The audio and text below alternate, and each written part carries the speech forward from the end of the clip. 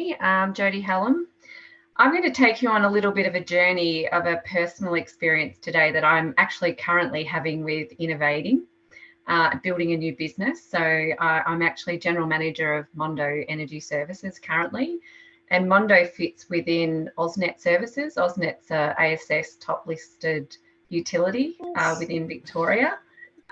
We play a role across the transmission and distribution role within the energy industry. I'm not sure what's happening there.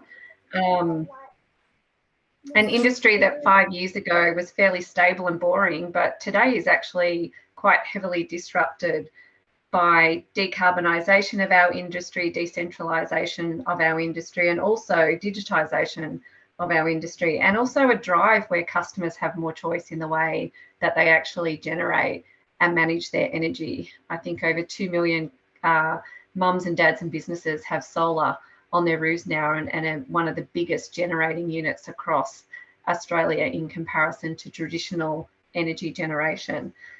Our current business today, and why I wanted to really share some of these challenges and some of the tools and learnings that I've got from my journey, is our current business today. Our core business is large and it's profitable, and it's doing really well, and it's highly regulated.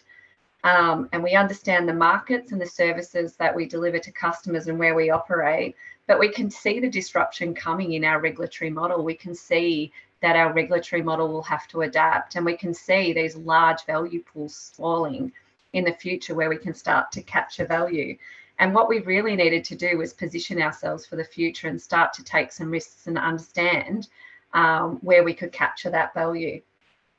And I really wanted to share with you what we've done to capture that value. And it's really around creating an energy services business under the Mondo banner, taking it outside of the regulatory framework and really trying to establish the capability to be able to capture the value that's coming in decentralised generation, and really understanding how we can capture value from customers as they transition to a new energy state. And one of the core problems that I've got is this business is very different to our traditional business. We're looking at entering new markets that we haven't entered before. Our markets are still emerging. Our industry maturity is low, but it's coming quite fast. We have some mature products, but others are being developed and tested in market today. Some of the significant obstacles I have faced as we've tried to build this business out is really our culture within our organisation. Our culture is risk adverse, steady as she goes. Our DNA is engineering and being really good at managing large scale asset bases in a regulated market, which meant that we were really risk adverse and compliance driven. We had a mindset that was really internally focused. We were great at working together and getting things done, but we weren't great looking externally and learning at what others were doing and bringing those new ideas or new solutions back into our business so that we could accelerate some of our thinking and help solve our problems and our customers' problems faster. We really needed to create an innovation imperative across our organisation. We really needed to understand how could we start to bring the external in. And there are a couple of key initiatives that we really undertook to create this. We created an innovation team, and it worked really well. We asked all different departments to nominate a champion to represent each part of the organisation. And we really used this forum to bring external speakers. We used industry data points. We looked at emerging ideas and global trends and new innovations. And we really helped our organisation learn. And we used this team of people to be our spokespeople back out into the organisation. We talked about mega trends, and we really created innovation champions, people who could go back and create a sense of excitement and change the mindset in our organisation to really look beyond and appreciate the potential of the future. And we had success. You know, we created interest and excitement about what we were hearing and what we were learning, and we could see a shift in our organisation and our thinking, and we could see there was a momentum for wanting and understanding and learning more.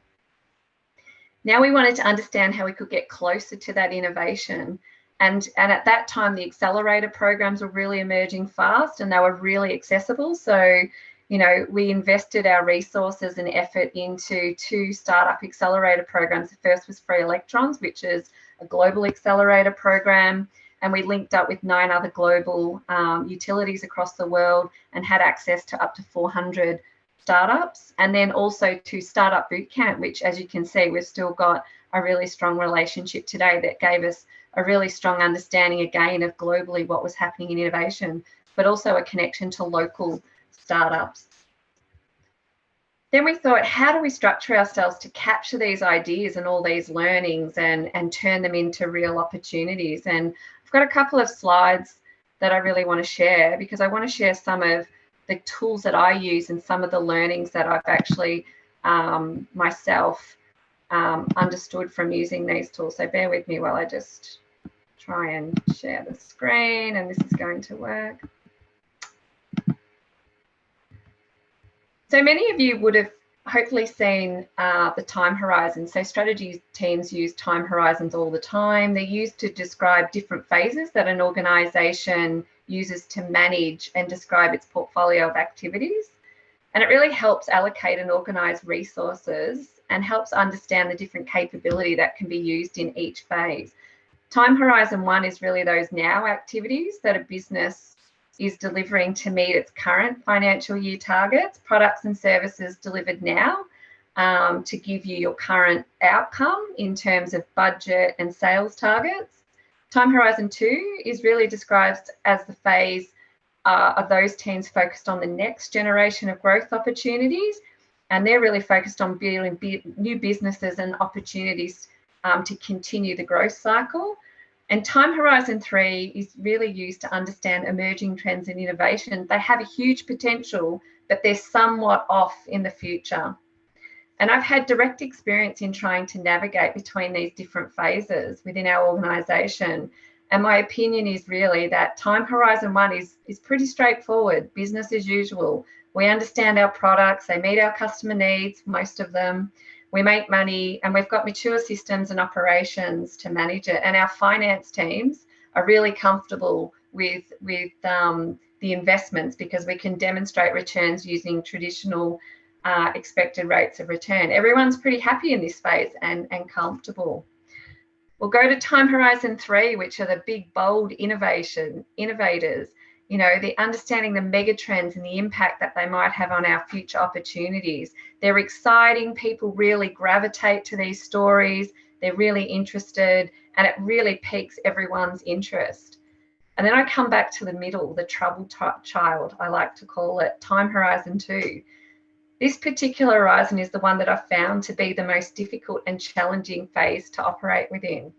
You know, often the time horizon 2 team, they get new opportunities or products, let's call them, emerging from the work that the time horizon 3 teams have undertaken. But these innovations that everyone's really got excited about, but in reality, they're just not ready to be commercialized yet. That as an organisation, you know, we started to measure them in the same way we do our time horizon 1 products. You know, those products that we have in market today, we were expecting the time horizon 2 ones to just go out and immediately start to earn the same profits that we had with our mature existing products and services. So finance got really excited and set immediate sales targets for the BD and sales teams to reach. Capital investments to enhance the product offerings and scale in market were being reviewed based on traditional financial metrics. And we're really left scratching our heads thinking, geez, what's wrong here? We were killing opportunities before we had a chance to understand if they could prosper. And we were causing fatigue within our teams, as the road forward was really hard if you're working in this horizon 2 business builder phase. The reality is that those opportunities that sit within the time horizon 2 phase, they're opportunities that have a significant product and commercialization process that they still need to be pushed through. Only then can they emerge as a really clearly defined product ready to be added to your portfolio of customer offerings. You need time for these opportunities to mature and demonstrate their value in the organisation. They need to be measured differently using non-traditional metrics. You could use metrics such as growth in customer numbers or number of customers on your platform, or number of projects delivered, or pilots won, or insights gathered, or business model development. Whatever you like, you just cannot use EBITDA or net profit just yet. In terms of how we actually manage this challenge, we actually separated out our time horizon to opportunities. We made sure that these opportunities had clear minimum viable products designed with clear tangible outcomes. So we really made it focused on pilots and projects. We really made sure that they were designed to understand what we were actually trying to achieve. Was it to mature our technology, mature our business model, or just get closer to understanding our customer needs? And there were a couple of really great tools that we've started to use within our organisation, but really introducing a product development framework and creating a product-based team in our organisation was really one of the clear initiatives that has really set us up for success. And think about an energy distribution business. You know, we're really good at getting the lights back on and sending our tracks out to fix poles and wires, but we didn't really think of our business as a product-based business. So we started to introduce the concept of a product development framework. And I really wanted to talk about a couple of tools. The product development framework in itself is vast, and there's quite a few different tools that you use to bring it together. But I wanted to talk about two particular ones that I've found invaluable. And the first one is the jobs theory. And it's really around what customers what job is the customer trying to get done? And the theory puts the customer in the center of your thinking in terms of how you're developing a product. It focuses the attention on understanding really what is it, the situation your customer's in, the motivation and the expected outcome that your customer is trying to achieve. And it creates a discipline around understanding the means a customer may use to get the job done, using the series of detailed questions and understanding what drives customer decisions, understanding functional and emotional reasons for their decision making. And you can use these different customer insights to determine if you have a solution in your product offering that can do the job better than all the other alternatives that the customer has at their disposal to achieve the outcome that they're after. And then you can make sure that what you're focused on, all your resources and all of your financial metrics and all of the investment that you're making in building a product provides a superior solution. The process is not easy at all. It takes time, but doing it really well gets you closer to your customers' needs and understanding how you can meet them. The jobs theory framework is the first enabler also to what I call the second tool, the desirability, feasibility, and viability framework. This is the other clever tool that my team and I have demonstrated real value across our organisation. So the job theory really leads into the first component of the DFV framework and really understanding whether the product is desirable to the customer. Will they want it? Will they use it? Then we can also use the framework to really focus on if the market size of this opportunity is feasible.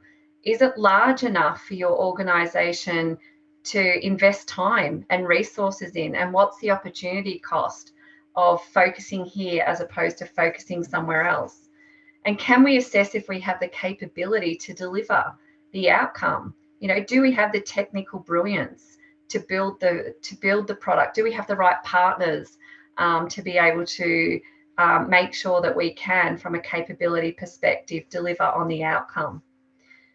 This framework today in our business is applied to all new product opportunities. We combine both the job theories and the DFV framework to our decision-making processes. And this actually enables our team to prioritise really quickly the new growth opportunities from a different business and customer lens. Last but not least, and not really a tool, but a philosophy, you know, we really understood that, you know, we'd made the structural changes, we'd really embedded some new processes and tools to help us succeed. But what we really also needed to do was to tackle the culture and make sure that we created a really strong cultural shift. We fostered a culture and environment in this part of the organisation where pilot opportunities were trialled, and it was okay if they failed. We made it clear that our preference was to test hypothesis with using small pilots and small investments and fail fast. And if they didn't meet customer needs or our business objective, that was okay, because we used these learnings to move on to the next opportunity rather than burn cash launching something big that later we found out, wasn't viable in the marketplace. We empowered our people to think this way, a fail fast mentality. It was okay as long as you were learning. And what I've really found with my team, and my team has demonstrated across our whole entire organisation, that this psychological safety in our organisation, by having this cultural mind shift, is changing the way we approach new opportunities, and it's actually making us more open to innovation and new ideas. So that's a little bit about my story, my journey with innovation, and I'm continuing my journey, and it's it's a really difficult and challenging road, but in my opinion, it's the most exciting part of business. Thank you. Thank you very much, Jodie. I think it was another very interesting perspective into tools and challenges that innovation has. So what I'd like to do is open the floor to questions, whether for Jodie or for Nuria.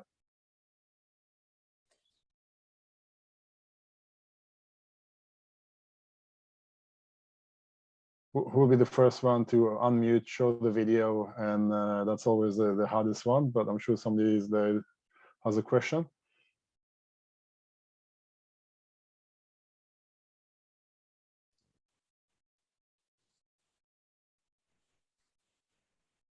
So I guess I'll start with a question just to get things going. In terms of, I'll direct it to Jodie. So, you work in Oz, as I said, a very large organization.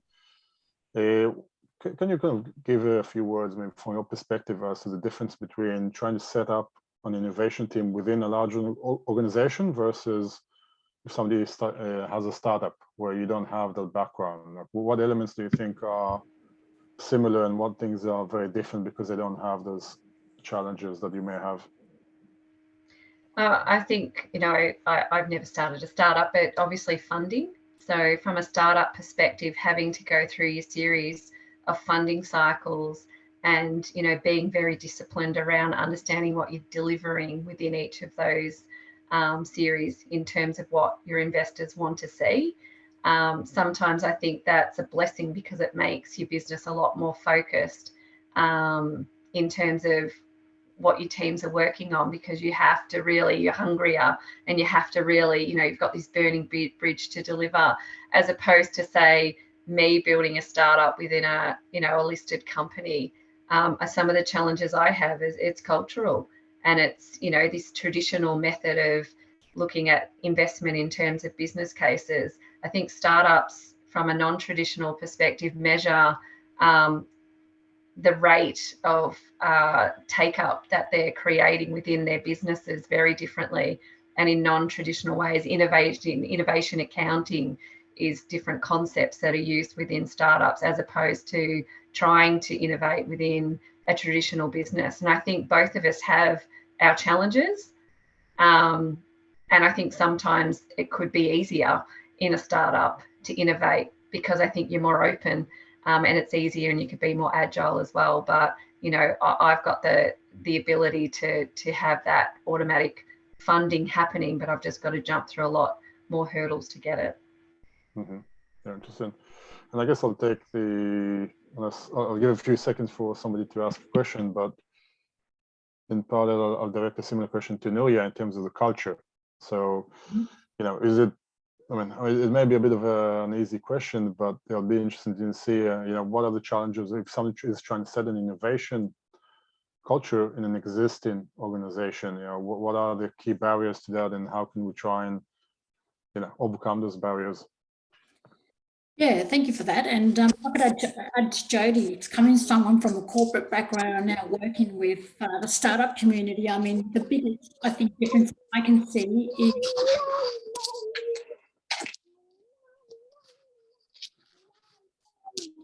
I think somebody agrees with you. Yeah. no. Charlie. Okay. Someone's got lots to say. Yeah. Me too. Okay, now, okay. So just to add to Jodie's, I think that what I've discovered now working in the startup environment, and obviously I've worked most of my career in the culture, is having that skin in the game. I think it's obviously your money as a founder. You've put up your collateral, your house, you've borrowed money from your friends and your family. So you've got this vested interest to make this, your business model actually work. As opposed to working in the corporate environment where you bring your, obviously, your A game but you still get paid at the end of the month regardless of the outcome of what happens. And I think for me, that's the biggest lesson I've learned, just working in both environments. But in terms of the culture, I think what Jodie said and what I've sort of also said, it's actually it's mindsets. It's especially, as Jodie has meant, you work in the energy sector. The energy sector is very risk adverse and it's very heavily regulated. And that's obviously the environment that I worked in as well, especially with Worley being an engineering, a huge, 60,000 engineering firm. So it's a couple of things. It's firstly the mindsets of individuals in the roles. They've been hired to be experts. And so therefore, for them to actually listen to ideas is actually quite difficult because they are employed to be an expert of a specific topic. And so therefore, that's where their mindset sits in most of their times and their everyday tasks associated with bringing that expertise. As an example.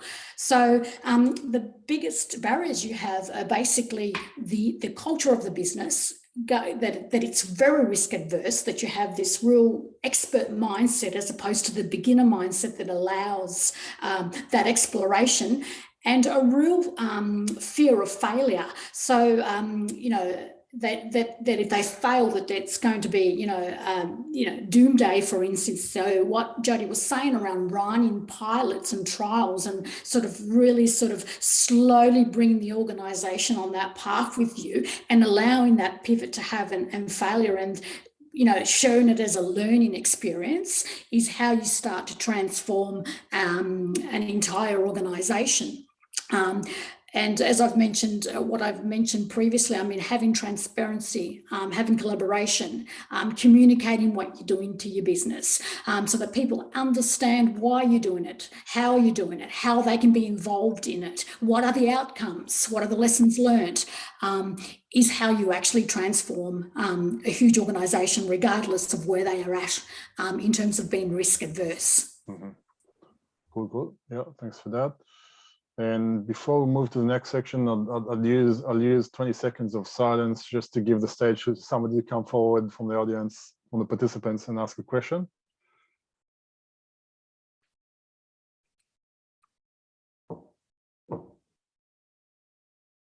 Okay, I'm counting down. There will be 20 seconds. It's always a struggle. Kadem, I have a question for it, Kate. I may, because about the failing fast, Nuria, spoke about theoretically this is how you do it. How does that work in practice? How have you actually seen that, Jodie, in your organisation? Because I can imagine within, perhaps not in their DNA to fail fast. I know with startups they have to because it's often cost consequences. But what have you seen and how have you made that work internally? Yeah, I think, and we're going through it right now, actually. So we've found that we have to get a lot tighter on our minimum viable products. So in terms of those pilots that we're running to test different customer insights or test different features with our platform, because we're building a digital platform at the moment to harness and manage the future decentralized energy landscape. What we've found is we've got to be really, really clear on what we're testing, and then we're really clear on, the time frame around an ability to test that in market with a customer. And then we also use the desirability, feasibility, viability framework to actually understand what is the market size and what are those key points that we need to prove to make sure that this could now move into a more commercialization phase. So it's being disciplined through the whole supply chain in terms of how you structure your minimum viable product, how you actually deliver it, and really making sure that you understand what you want to get out of it. So what are those measures for success? And we're learning every day. And sometimes we get, I mean, at the moment, there's so many opportunities in our industry that we're actually celebrating saying no to certain things. And we're celebrating building a business case for 3 months, a really complicated business case. And then we decide that we don't go ahead with it because it's not the right time or it's not putting us on the right roadmap position. But we celebrate the fact that we've just learnt together and collaborated together for 3 months. And that's hard because, you know, we're used to just signing business cases and building assets, signing business cases and building assets. So we're actually celebrating saying no, and we're celebrating the learnings from it. There's just a completely different way of thinking about things and making people feel comfortable that that's okay. They've actually still achieved something.